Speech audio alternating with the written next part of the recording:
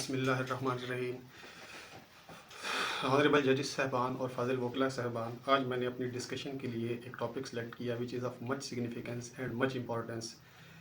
In fact, when during the course of recording evidence, there are few gray areas which we confront daily while recording of evidence. For instance, there is an issue, for instance, when a cross-examiner put out a picture from his brief and confronts it to the witness, which is neither referred in the plaint, nor it has been mentioned in the list of documents, nor it has been referred in the list of reliance, and ask the witness to admit whether this is his picture or not. The other side raises an objection that this document has neither been mentioned, as I have stated already, then this cannot be confronted to witnesses.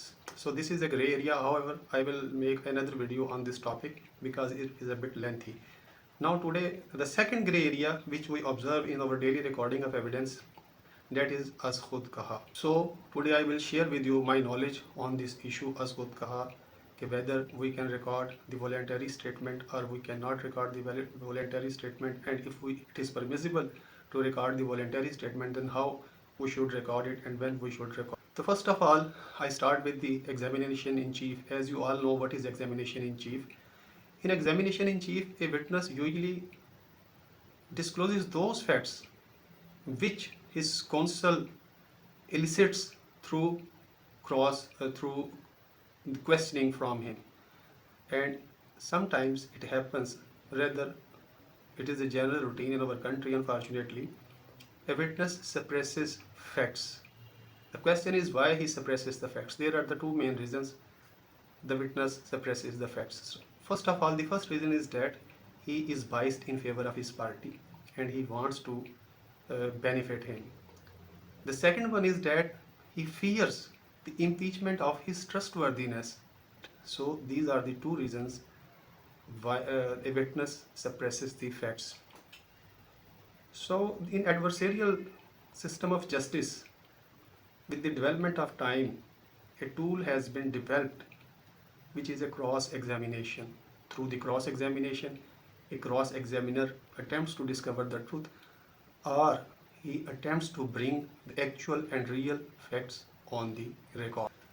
So during the course of cross-examination, he uses another tool, which is the leading question. As you all know, the leading question is that question, the answer of which is yes or no. So these are the tools by which the cross-examiner attempts to discover the truth.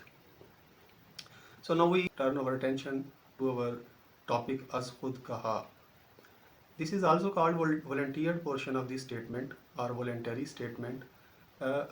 You might be surprised a bit that it has three kinds. Maybe some of you have heard about these three kinds. However, I am going to tell you today that the voluntary statement is of three kinds. First, it is a logical explanation, as the phrase itself shows that the explanation which must be brought on the record because it is logical for a witness to explain is the answer. The second kind of the voluntary statement is irresponsive relevant answer. The third one is irresponsive and irrelevant answer.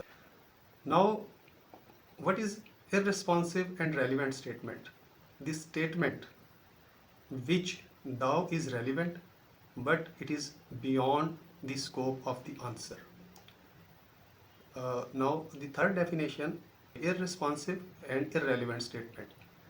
So this statement which is totally irrelevant. Now I am going to quote an example so that we can easily get it inculcated in our mind and our mind be encoded so that we may not forget that what actually the definition of these words are.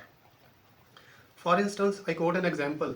During the course of cross-examination in a custody case, the cross-examination asks the defendant father कि क्या आपने इस साबका 10 सालों में अपने बच्चे से मिलने की कोशिश की है? अब इसके 3 आंसर्स हैं. The first answer, for instance, he says that I have tried much but the petitioner side did not allow me to meet the child. दूसरा वो आंसर ये दे सकता है कि suppose he says, since there was an allegation of murder, therefore I remained absconder. I concealed myself for 4 years. Then I went to Saudi Arabia and has recently returned to Pakistan, wherein I have been acquitted in the case of murder. The third answer which he may give is नहीं, because क्योंकि मैं 5 साल coma में रहा हूँ और उसके बाद मैं 4 साल जेल में रहा हूँ, तो लिहाजा I was basically I couldn't meet the child due to my these constraints.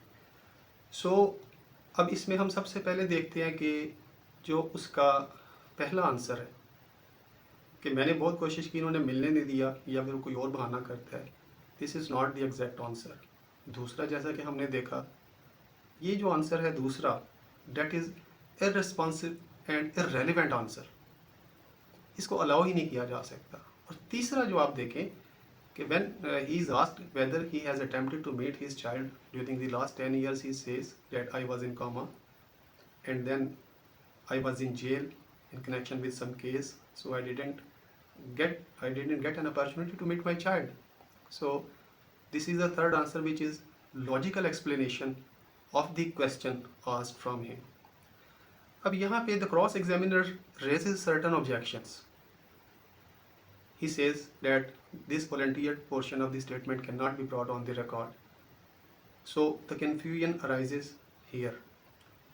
So we must know what is the guidance and how to decide that when witness is to be permitted to volunteer and when not. So the objection is of two types, real and unreal. In real objection, in fact, the witness tries to be evasive, tries to be disruptive, and his answer is prejudicial to the case of the cross-examiner. And unreal, in unreal objection, the cross-examiner puts such a question that there must be some explanation. For instance, there is a question कि आपने अपनी बीवी को मारना छोड़ दिया. What is this question? So this is such a question कि इसकी explanation आनी चाहिए. या sometimes the cross-examiner fears that if witness is allowed to volunteer, then the actual facts shall be on the record, which will cause prejudice to his case. So what is the solution and what is the guidance? On this topic, I have found a number of Indian judgments which sheds lights on this issue. However, in Pakistan, I have just found 2 or 3 case law. Maybe there may be some other cases too, but I am able to lay my hand only just on 2 case laws. The first one is 2003 YLR page 406, ये Lahore high court की judgement है. And the second one is the PLD 2024 Sindh page 289. To conclude, what is the rule?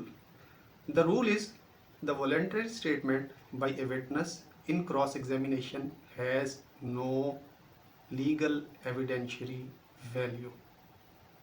However, it is subject to 2 exceptions.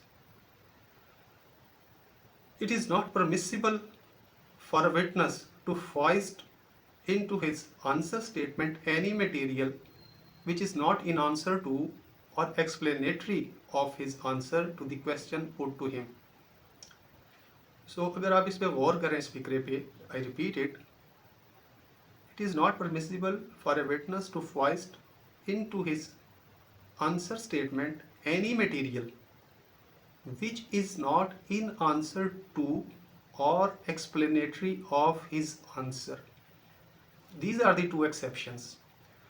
Now, after this discussion, if we apply our mind on any voluntary statement, so first of all, we will have to see whether it is in answer to the question or whether it is logically explanatory of his answer, then we will find the answer. Lastly, I want to tell you I am planning to make some other videos on the topics of much importance. Hopefully the next video will be also interesting.